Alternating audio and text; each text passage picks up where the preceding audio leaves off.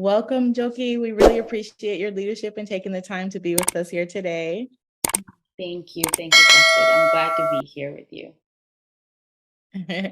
As always, we like to begin all things by acknowledging the original stewards of the various lands that we are on.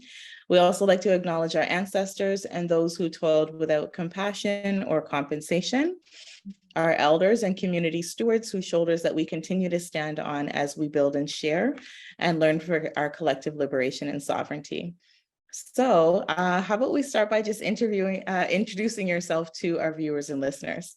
Absolutely. Thank you for offering that grounding as a start. I'll also do the same from my end. I am located on the traditional, ancestral, and unceded land of the Musqueam, Squamish, and Tsleil-Waututh First Nations. In this day and age, most people refer to this place as Vancouver, British Columbia. And I've continued to be incredibly grateful, truly, for the opportunity to have a well-sustained life here. And I pray that for all of us, truly, wherever we are. My name, as you've shared, is Njoki, and I use the pronouns she, her. My home, where I was born and have grown up primarily, is Kenya, East Africa. Although, really, I am an African. I love our people, and I've been living in this city since 2016, so about my seventh year. Came here for my undergrad, and my oh my, all the things that have unfolded. I don't know what else to share for now, but I'm sure we'll get to a lot more as we continue. Yeah, well, if you could tell us the origin of the work that you do and how you're disrupting multiple ecosystems in Canada. So if you could just get into some of the work that you do. Absolutely. I've moved across different focus areas or industries. Though my background in studies was in international development with a focus on environmental policies, I followed up with that in working in public health. And then now it's looking quite different because I'm working at the intersection of philanthropy and technology. And what the origin of that work, essentially where I'm located at the Community Foundations of Canada, is around the question of what are the ways that philanthropy can shift to perhaps embrace some aspects of this fast changing landscape of technology to still enable more equitable distribution of capital, but also more transparent flows of that capital.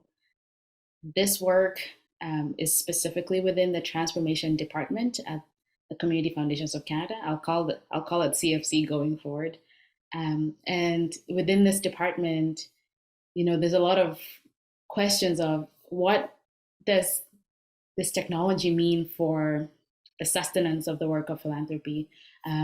What other questions can it bring up for us as people in philanthropy when we think about digital inequity, and at the same time, ongoing inequities with just access to basic capital?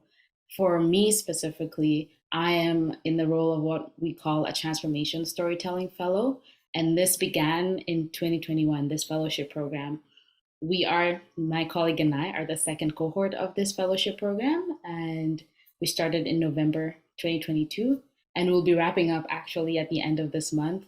So what an opportune time to speak. And in this position, I guess the disruption that I have worked relentlessly to bring is to question how models of, let me say it this way, my guiding question has been what else is possible, and specifically looking at imagination and dreaming as a technology also, or as technologies. Seeing that philanthropy definitely has its own dreams, but whose dreams are spoken of and whose dreams are validated. And alongside that, even in technology, whose voices are prioritized and what are the impacts of the types of technologies deployed into our lives, who is inputting into that technology. So my disruption is what else is possible in terms of who we're listening to, what we're listening to, what we're building on, and what is possible at the intersection of philanthropy and technology. Yeah. That's great. Thank you for sharing that. And you said you're with CFC right now. Can you share with us what their mission or vision is? Yes. On the website, but also I'll say it, CFC is working to pursue a future where everyone belongs, and specifically a just and sustainable future. And what I understand of this is really to look at one of the ways that I understand this is to think about the possibility of a future where people can show up resourced with what we all need: clean access to clean water, a place to call home. But that necessitates uh, the truth telling of who has been displaced in order to call this home.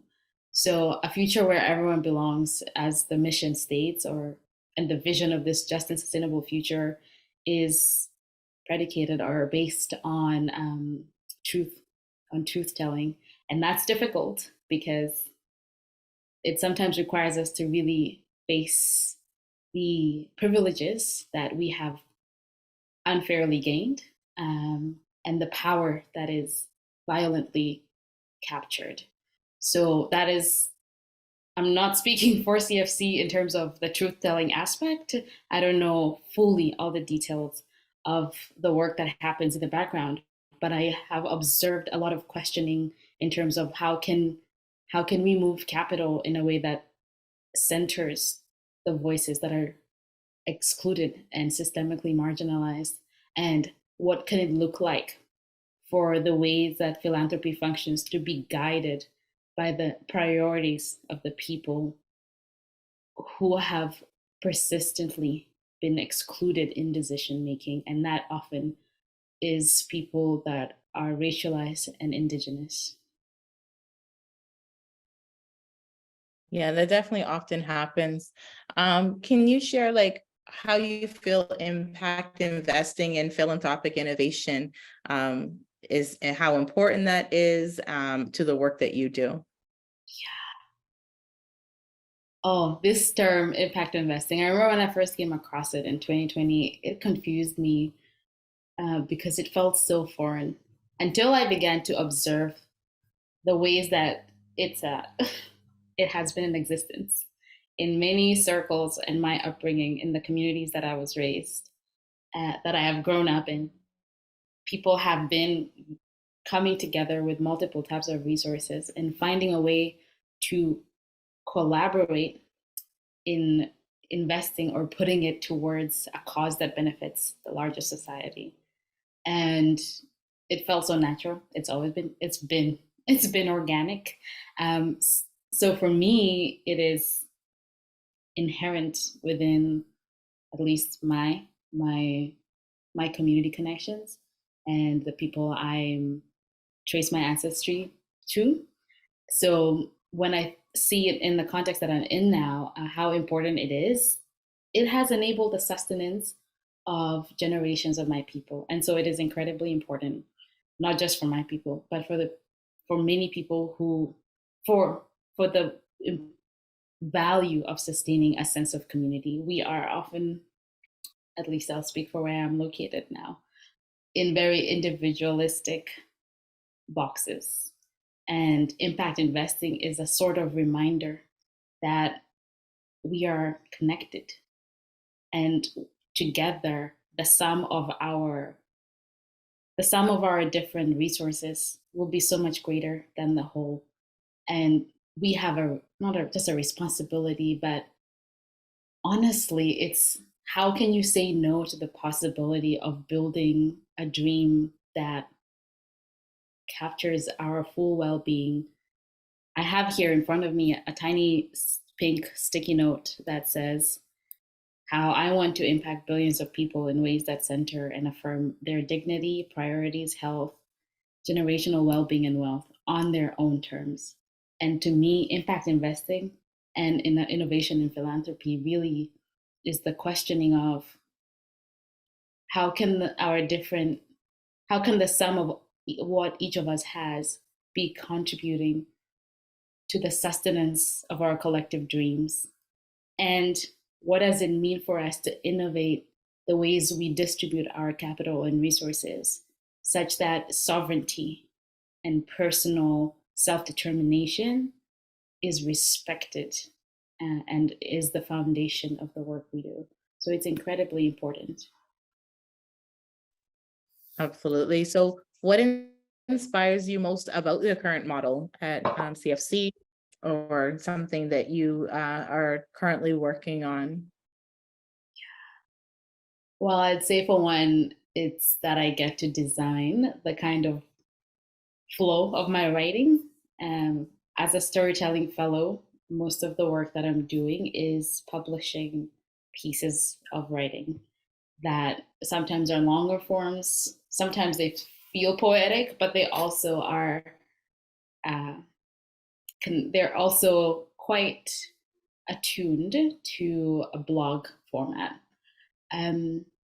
So what inspires me about this is that it's a place where I can intersect my curiosity, my creativity, and my love for impact. But at the same time, be supported by a team of people who are willing to sit with questions that sometimes feel uncomfortable and create a tension within ourselves. Not the kind of tension that causes division and separation, but the kind of tension that generates me more curiosity. So I'm incredibly inspired to have a place where I don't need to come with answers all the time, and I am not the token of answers in questions of racial inequities and injustice, but rather I am in a space where the questions are the end product, because people can derive the benefit if they choose to be with that space of questioning, and if they choose to pause and slow down and really sit with whatever feelings are coming up or whatever thoughts are coming up related to these questions that we produce or I produce in my writing. Absolutely. Thank you so much for sharing. And can you let us know what kind of challenges or barriers you're currently facing in your work, again, CFC or other projects, and how are you working to overcome them? Yeah, well, it's been an ongoing conversation, especially just given how do we say it? What's happening after that COVID-19, it's still present, but also the current economic difficulties, systemic difficulties that many of us are experiencing. One of the challenges we are seeing or are observing as a team is the perpetuation of urgency as a way to deal with these very difficult challenges that people are living through. There is almost no incentive or encouragement to pause and really consider, how can we best respond to this circumstance where this community is still really recovering from the impacts of COVID-19. It's a quick response. It's a quick response arena. It looks like, let's move the money. And yes, we can acknowledge the intention there with the work of philanthropy to move capital where it seems to be needed. But at the same time, I like to draw from my learning from the scholar and writer and facilitator, Adrienne Marie Brown, where they say we can absolutely acknowledge the good intentions, but we must also acknowledge the impacts. So for us, the challenge is the call out of asking folks to slow down. Because on one hand, it seems as though it is neglectful and irresponsible to slow down when you're faced with crisis. But on the other hand, as Bayo Akomolafe says, sometimes the way we respond to the crisis is the crisis itself. So the barrier, the challenge there is just how the conversation around slowing down and pausing as we face what some people term as crisis and some people's term as need an urgent need to respond.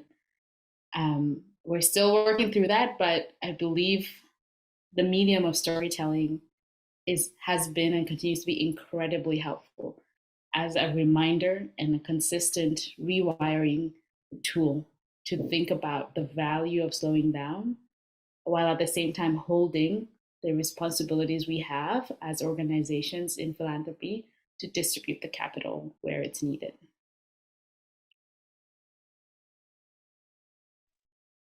Absolutely. So very true. Like you said, it's just how you look at the crisis that really has an impact on how you move forward. So thank you for breaking on right now. Can you let us know what those are? Sorry, could you say that again? I missed the last part. Do you have a key set of priorities that you're working on right now? Can you share what they are? Yes. Personally, or yeah, I would say one of my priorities, oh, I'm so excited about it, is to create, well, let me start from the top. Over the past 9 months, since November, a lot of the writing has been a kind of like staircase. I've been calling it the slow study storytelling series. So it's just a moving slowly, through gentle lake waters, but increasingly having some elevation. But as I write these different pieces, the the thread through them is really an exploration of how power is spoken about, how it's defined, how it's understood, how it's felt, how it's navigated. So my key priority at this moment, as I wrap up with this fellowship, but honestly, I feel like it's connected to my life's work, is to bring in this aspect of imagination and dreaming into my exploration of power, and to create a tool beyond writing, because that's only one medium of access of communication, to create a tool that's perhaps more tactile, more playful, more portable.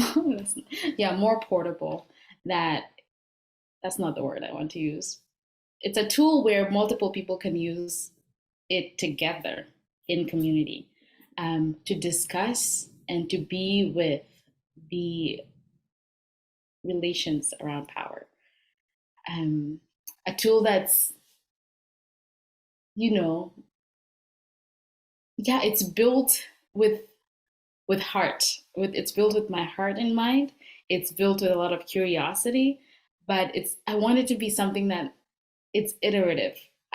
It's not one that is put into the world. That's what you use to explore power, but that can be changed by people who use it, because it becomes better with everyone's input in it. It becomes more context informed when people are able to inform it.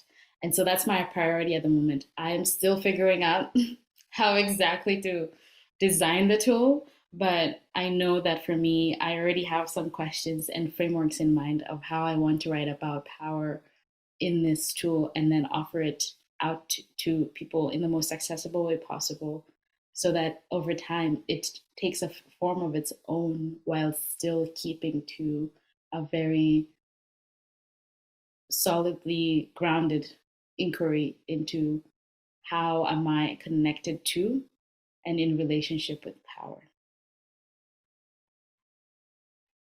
That's great. I think that tools, definitely needed. So we're looking forward to it. Is there anything more that you'd like to see? Like, how do you feel about the future of impact investing and venture capital in Canada in general? Wow, I feel like I'm still forming my mind around this, but from the work that I've done here at CFC, alongside other of my other consulting opportunities with the Vancouver Foundation, and also attending some of the social finance events, with Future of Good, so many other spaces. I'd say when I think of the future of impact investing, I feel a sense of draw. I'm drawn to the kinds of conversations that are happening. For instance, when there was the recent social finance forum that was hosted by Future of Good, uh, I was so keen to see and hear conversations that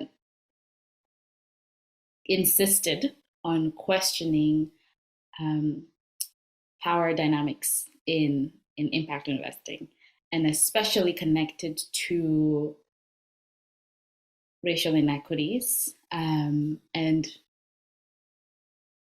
what is it, like legacy philanthropy, which I hear hasn't always been the case, to bring this up in such large and public forums, but to actually see and to see people who would fall in the quote unquote youth demographic also be invited to be a key contributor to this conversation. That makes me excited because unfortunately, when I hear the sentiments of, oh yeah, philanthropy is not for young people, it's just people who are older and have loads of money. And I'm thinking, no, there is definitely room, because this capital was formed, or let me not say all of this capital, some of this philanthropic capital has come from extremely violent means, and the exclusion of you as a youth. Do you not want to be involved in reshaping how it moves on going forward? So thinking of impact investing and venture capital, and especially now that I'm part of something called the Black Wealth Club, that's focused on young Black people across Canada learning about how to move resources into their communities and have those resources really contribute to generational wealth. I'm so excited. I'm so excited to see those smaller networks of people like the Black Wealth Club coming together, or the Propel Impact Group, which is also youth focused. It makes me excited to see youth voices and see people not being afraid to talk about money and power with more clarity and honesty. And even in my friendships, just having people being open with, let's talk about how we want to invest, or how we want to build for our people, for ourselves and for our people, whether we're diaspora or have connections back home. So when I think of the future of impact investing and venture capital in Canada, to me, it really is, it's more youth welcoming. It is context informed, which means that it takes into account the voices of the specific communities that it's working within. And it definitely begins, as I said earlier, with truth telling. Where did this capital come from? And then at whose expense is it being endowed or spent? It's so very true. You're not the first one to talk about the importance of including the youth. So I'm so glad you touched on that. Now, a lot of times, those who are pretty optimistic, this next question is very similar to the last one, which is, what is your ultimate goal? For CFC, or the general ecosystem, and what does six like? Like I said, sometimes the optimistic one, a wave a magic wand. What would you love?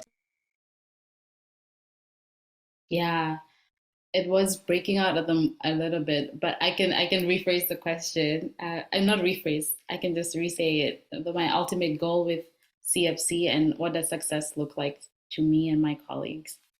Um, wow. Can't believe it's almost the end of the fellowship. Well, one of my goals with CFC is really to produce and leave a body of work that is open to the commons, around the exploration of philanthropy and technology. As when I say technology, I'm focused more on Web3 technologies, which are built on blockchain. Um, So that's one, is to leave that as an accessible, easily referenced form of work or body of work for as many people as possible who are just keen to explore what is possible at the intersection of philanthropy and technology. Um, and to me, that goal connected to the larger success for me and my colleagues is more generative. You know, it's not just, oh, here are all the resources you can go look at, but I want to leave more questions than answers.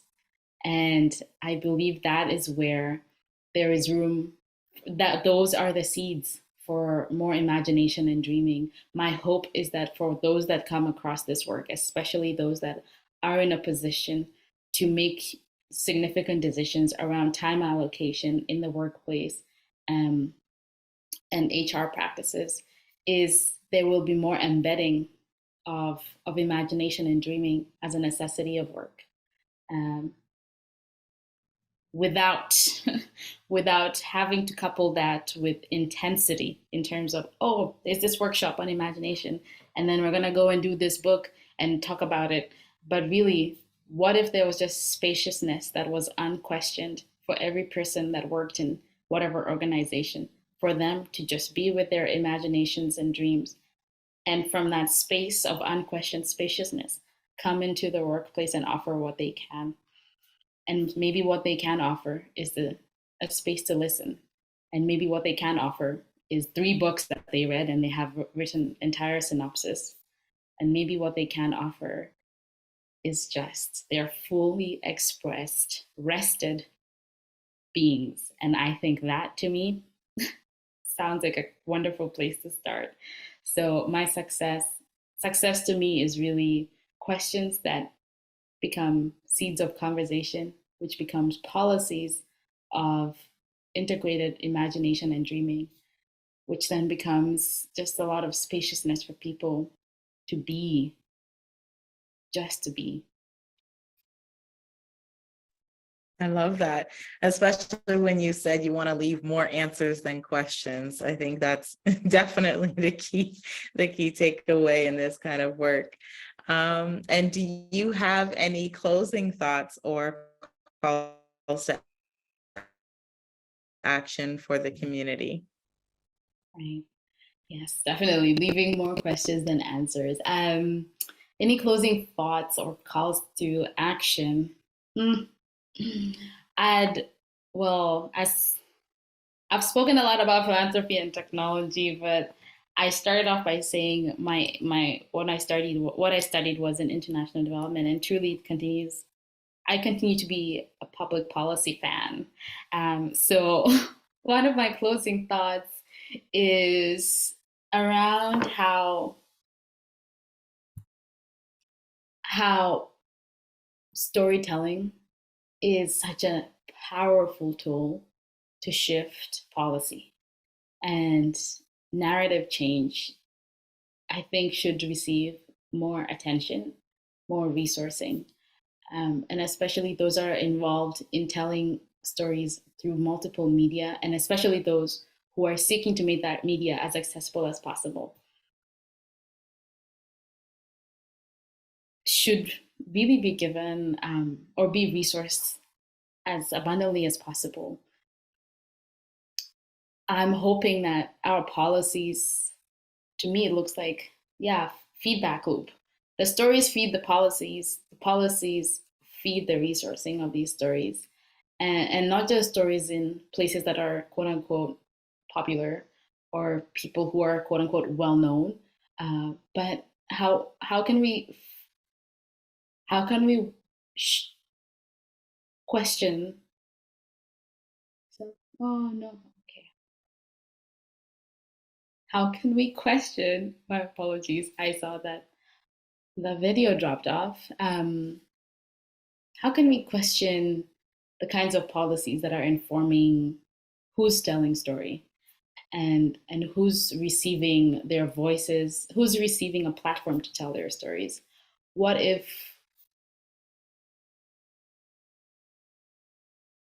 we resource differently? What if we give more value to the power of storytelling? So tell your story wherever you are, and I hope you know that someone hears you, someone believes you, and your stories and your wild dreams are valid. Thank you.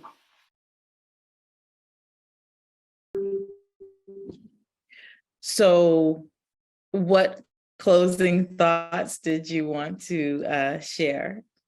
Yes. Well, as I was sharing throughout this conversation, most of my most recent work is in philanthropy and that intersection with technology. But also, one of my great passions is in public policy. So when I see these three coming together in like a Venn diagram, one of the closing thoughts that I have is like the intersection of them is storytelling.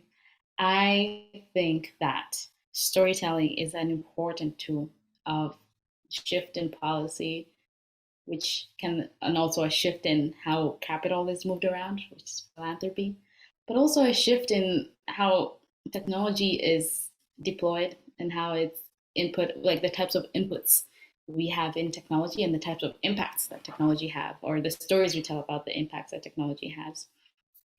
So to me, I would say that one of my closing thoughts and calls to action is a, a reminder or a nudge for us all to really give more room for storytelling in our own lives and in our workspaces, and to advocate for the resourcing of storytellers that are often left out of quote unquote mainstream media. And really to think about how things like digital inequity impact the kind of stories we hear, but also how very truly racial injustice, economic injustice, and environmental injustice means that we get to hear more stories with more privilege than others. But at the same time, and while considering all these barriers, we might feel defeated when we want to tell our stories because we don't think there is the platform for us, which it can be true. But I'm committed to encouraging as us who are often left out and marginalized to tell our stories because they are valid and someone believes us and we believe ourselves. And that matters a lot more. It matters a lot more because we have community that is solid. And I would rather bet on that.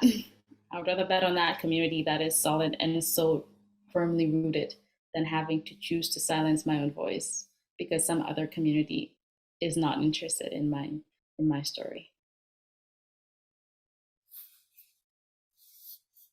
It's so true. It's so important for all of us to share, like you said, our own lived experience. So thank you so much for taking the mantle up on that. We really appreciate your time and all the remarkable work that you're doing. So thank you so much for that, Njoki. Thank you, Blessed. It's been such a pleasure to be part of this conversation and honestly to just intersect with the work that Setsi does. You're all such cool people. We definitely will build upon that. I can definitely see that in the future. So we will stay connected, and I'd love to have you back as well in the future. Who knows where you'll be going after this fellowship? So there could be a whole new conversation to have in the future. We definitely wish you well with your future endeavors. So much. Yes. So we just want to close we just want to close the way that we began the interview by acknowledging the original stewards of the various lands that we are on. We also want to acknowledge our ancestors and those who toiled without compassion or compensation. We want to acknowledge all of our elders and community stewards whose shoulders that we continue to stand on as we build and share our stories and learn together from one another for our collective liberation and sovereignty. So again, thank you so much, Njoki, and thank you to our viewers and listeners today. Have a great day. Thank you.